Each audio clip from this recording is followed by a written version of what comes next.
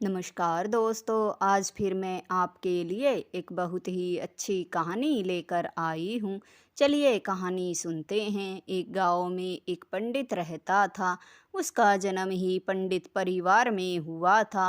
वैसे वह बड़ा ही मूर्ख था। वेद शास्त्रों का तो ज्ञान दूर की बात है, उसे तो कथा हवन करना भी नहीं आता था। वह अनपढ़ के बराबर था। इसलिए गांव में उसका कोई सम्मान नहीं करता था, क्योंकि पंडित परिवार में होने के बावजूद भी उसे कथा वाचना नहीं आता था। लोग उसका सम्मान नहीं करते थे और उसे ताने देते थे जब भी वह भिक्षा के लिए जाता था कि पंडित तो वे शास्त्रों के ज्ञाता होते हैं और ये तो महामूर्ख है, इसे तो कुछ भी नहीं आता। और जो बिना ज्ञान के भिक्षा मांगते हैं वे तो भिखारी के समान होते हैं। इसलिए बहुत से लोग उसे ताने देते थे और कुछ दान दक्षिणा भी नहीं देते थे। वह अपने घर लौट आता था। उसकी जो पत्नी थी उससे कहती थी कि हमारे घर में इतनी गरीबी है कि 2 वक्त का खाना भी अच्छे से नहीं मिलता। इस पर पंडित कहता कि मैं क्या करूं, कोई भी मुझे कुछ दान दक्षिणा नहीं देता, यहाँ तक कि कोई मेरा सम्मान भी नहीं करता है। गांव में सब मेरा मजाक उड़ाते हैं। अब मुझे वे शास्त्रों का ज्ञान नहीं है तो मैं इसमें मेरा क्या कसूर है। तब उसकी पत्नी कहने लगी, ये तो आप जानते ही होंगे कि अपने गांव में तो ज्ञानी का भी सम्मान नहीं होता, लेकिन पराए शहर गांव में दूर दराज तो मूर्ख को भी पंडित के समान माना जाता है। इसलिए आप ये गांव छोड़कर कहीं दूसरे गांव में चले जाएं जहां आपको पंडित का सम्मान मिले। अब जो पंडित था वह जानता था कि वह मूर्ख है, किसी भी चीज़ का ज्ञान उसे नहीं है। इसलिए लोग उसका सम्मान नहीं करते, लेकिन पत्नी के ज़्यादा कहने पर वह गांव छोड़कर दूसरे गांव की तरफ चल पड़ा। चलते चलते रास्ते में उसने एक गांव पार कर लिया। वह दूसरे गांव जा रहा था जहां पर उसे कोई जानता न हो। तब रास्ते में उसने देखा कि एक बाड़े के अंदर एक लोमड़ी ही जो है फंसी हुई है और वो अपनी जान बचाने की कोशिश कर रही है। उसके पीछे 2 हट्टे कट्टे कुत्ते भौंक रहे हैं, जैसे वह उसे मार कर खाने के चक्कर में हो। वह उसकी तरफ तेजी से दौड़ते हुए आ रहे थे। पंडित ने जब ये देखा कि लोमड़ी की जान खतरे में है, उसने जो हाथ में डंडी ले रखी थी उसे उन कुत्तों को परे भगा दिया। उन्हें भगाने के बाद पंडित ने लोमड़ी को बाड़े से बड़ी सावधानी से निकाला। पर वह ये देखकर हैरान हो गया कि जो लोमड़ी थी वो आदमी की आवाज़ में बात कर रही थी और वह कह रही थी, आपका शुक्रिया, आपने आज मेरी जान बचा ली, नहीं तो ये जो कुत्ते हैं मुझे नोच कर खा जाते और मैं मर जाती। आपके कारण ही मेरा जीवन बचा है। तब पंडित कहने लगा, अब के बाद तुम इस तरफ कभी मत आना, नहीं तो ये कुत्ते तुम्हें दोबारा जो है मार डालेंगे अगर तुम इस तरफ आई तो। लोमड़ी कहने लगी, पर मैं कहाँ जाऊँ, मैं तो इसी तरफ आती हूँ। पर जो यहाँ का किसान है उसने अपने खेतों चारों तरफ ऐसा बाड़ा लगा रखा है कि जब मैं उसे पार करती हूँ तो उसमें फंस जाती हूँ। न जाने कितनी लोमड़ियों ने इस बाड़े में फंसकर अपनी जान गंवा दी है। यहाँ के का जो किसान है वो बड़ा ही निर्दयी है। उसने ये 2 खूंखार कुत्ते पाल रखे हैं जो किसी भी जीव को उसके बाड़े के अंदर घुसने से पहले ही नोच कर खा जाते हैं। पर मैं भाग्यशाली थी जो तुमने मेरे प्राण बचा लिए। वह पूछने लगी, तुम कौन हो और कहाँ जा रहे हो। तब उसने बताया कि वह एक पंडित है और दूर गांव में जा रहा है। सारी आप बीती उसने उसे बता दी कि उसके गांव में उसका सम्मान नहीं होता था, इसलिए वह दूसरे गांव जा रहा है। लोमड़ी ने कहा, तो ठीक है, मैं भी तुम्हारे साथ चलती हूँ। वैसे भी मैं अब यहाँ रहकर क्या करूँगी? मेरे परिवार के सभी सदस्यों को तो इन कुत्तों ने मार डाला है। ये बड़े ही निर्दयी हैं। अगर मैं यहाँ रही तो कभी कभी ना कभी मैं भी इनके हत्थे चढ़ जाऊंगी, इसलिए मैं भी आपके साथ चलती हूँ। पंडित ने कहा, ठीक है। थोड़ी और आगे चलने पर पंडित को प्यास लगी। उसने सामने एक कुआं देखा तो वह वहां पानी पीने के लिए जाने लगा। लोमड़ी ने पंडित को कहा कि सावधान, आप वहां मत जाइए। पंडित ने कहा, क्यों? मुझे प्यास लगी है, मैं पानी पीने जा रहा हूँ। तब लोमड़ी ने कहा कि आप देखिए, वहाँ जो है झाड़ी में एक शेर छिपा बैठा है, जो इसी घात में है कि कोई यहाँ पानी पीने आएगा तो वह उसे दबोच लेगा और उसको अपना भोजन बना लेगा। अगर हम वहाँ गए तो शेर हमें दबोच लेगा और खा जाएगा। पंडित कहने लगा कि तुम ठीक कह रही हो, मैंने तो उस तरफ ध्यान ही नहीं दिया था। लोमड़ी पंडित से कहने लगी कि चुपचाप दूसरे रास्ते से निकल लो। अगर शेर की नज़र हम पे पड़ गई तो वह हमें यहीं मार कर खा जाएगा। पंडित ने लोमड़ी की बात मान ली और दूसरे रास्ते से चुपके से वहाँ से चले गए। शेर की नज़र उन पर नहीं पड़ी।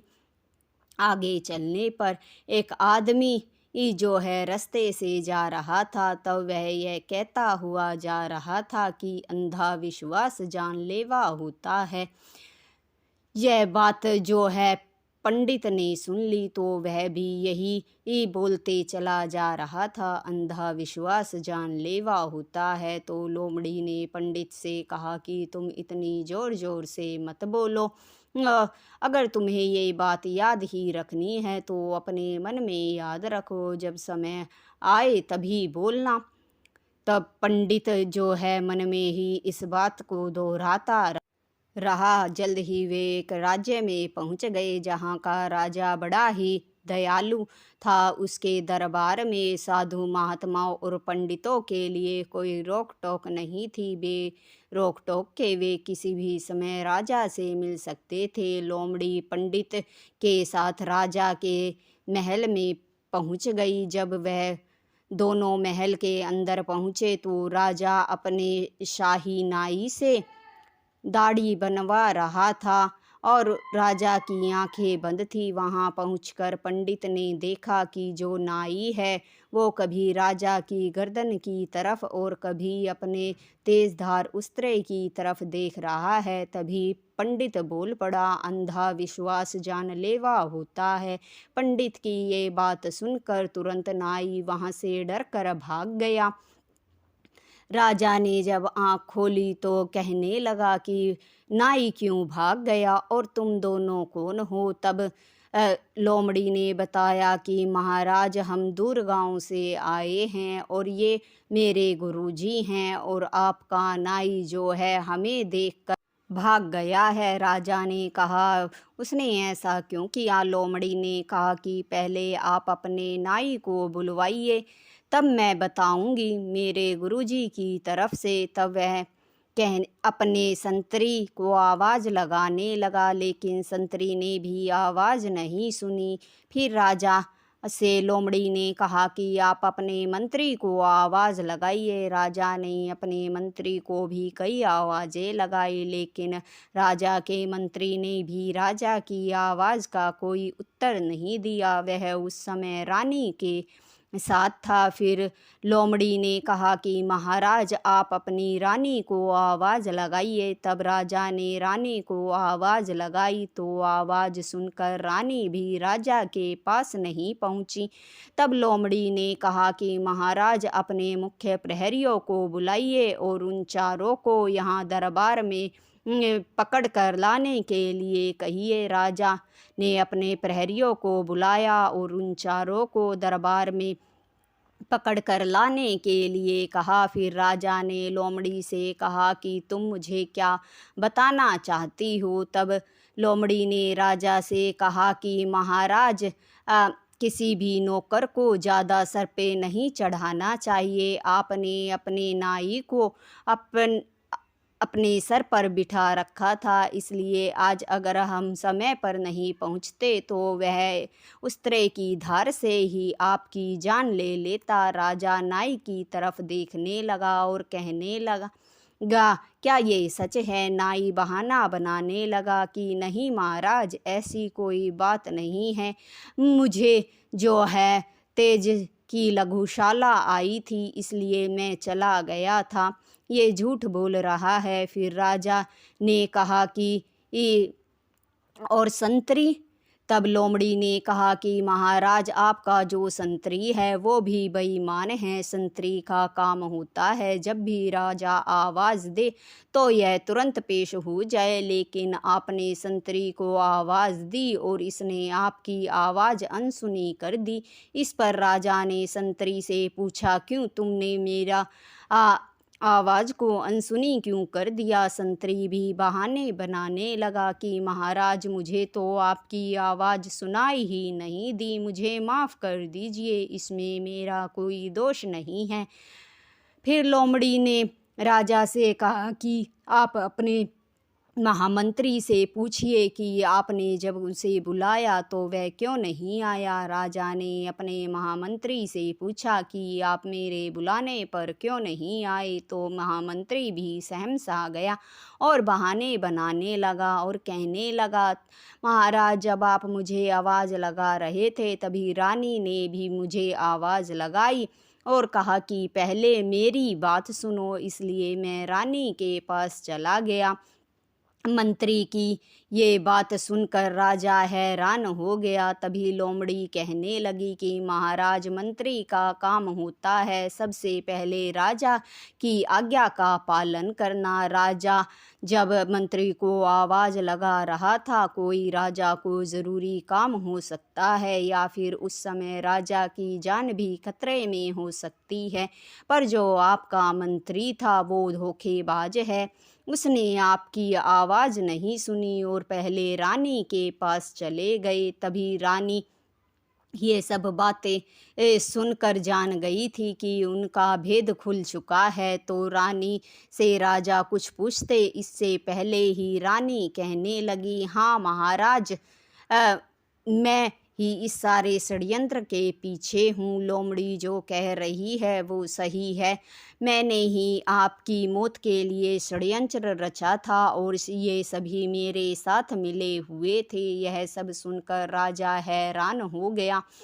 तब राजा ने रानी से कहा कि तुमने ऐसा क्यों किया? तब रानी ने कहा कि आप तो जानते हैं, आप मुझसे उम्र में बहुत बड़े हैं और मेरी उम्र तो अभी बहुत कम है। मेरी भी कुछ इच्छाएं और कामना थी जो मैं आपके साथ पूरी नहीं कर सकती थी। आपका जो मंत्री था मुझे बहुत पसंद था और मैं इसी से प्रेम करती थी, लेकिन आपने ज़बरदस्ती बिना मेरी मर्जी के मुझसे विवाह कर लिया, इसलिए मैं आपको मारकर मंत्री को राजा बना देती और फिर इसके साथ विवाह कर लेती। यही मेरा षड्यंत्र था। यह बात सुनकर राजा हैरान हुआ।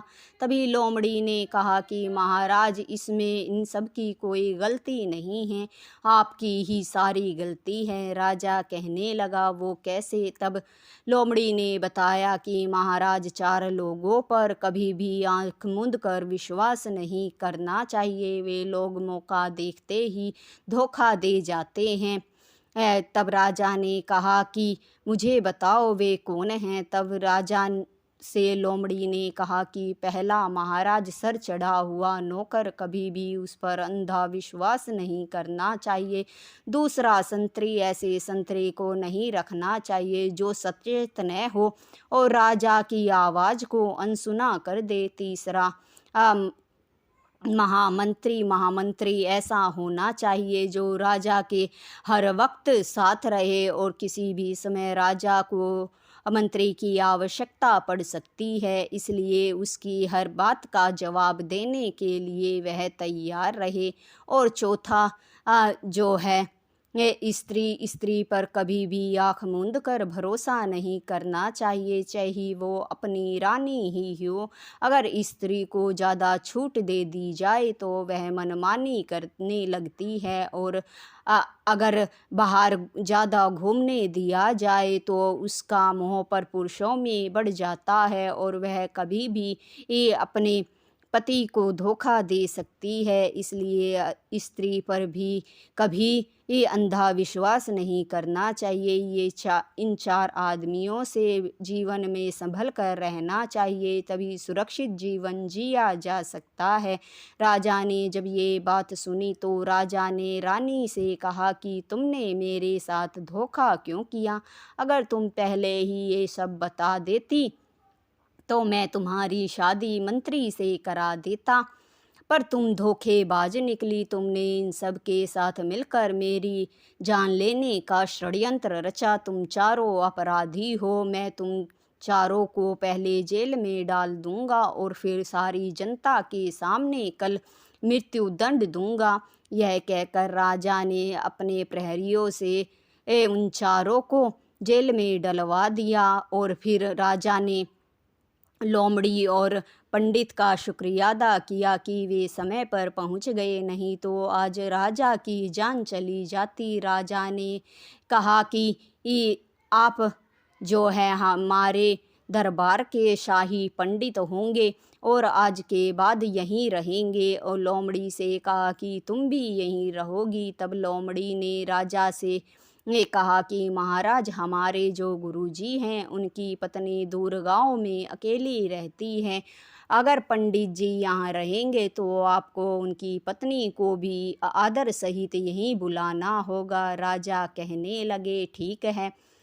दूसरे दिन राजा ने पंडित की पत्नी को आदर सहित पालकी में बिठाकर राजमहल बुलवा लिया। उस दिन के बाद से पंडित और पंडिताइन दोनों राजमहल में रहने लगे। पंडित जो है शाही पंडित बन गया। फिर उसके बाद लोमड़ी राजा से आज्ञा लेकर वापस जंगल में जाने लगी, तो पंडित ने लोमड़ी से कहा कि तुम्हारा शुक्रिया, तुम्हारे कारण मेरा जीवन संवर गया है। जिस पंडित को सभी लोग मूर्ख समझते थे, राजा के दरबार में उसे ये जो है ज्ञानी पंडित की उपाधि मिल गई है। मैं तुम्हारा शुक्रगुजार हूँ। कहानी आपको अच्छी लगी हो तो लाइक, शेयर और सब्सक्राइब ज़रूर करें। धन्यवाद दोस्तों।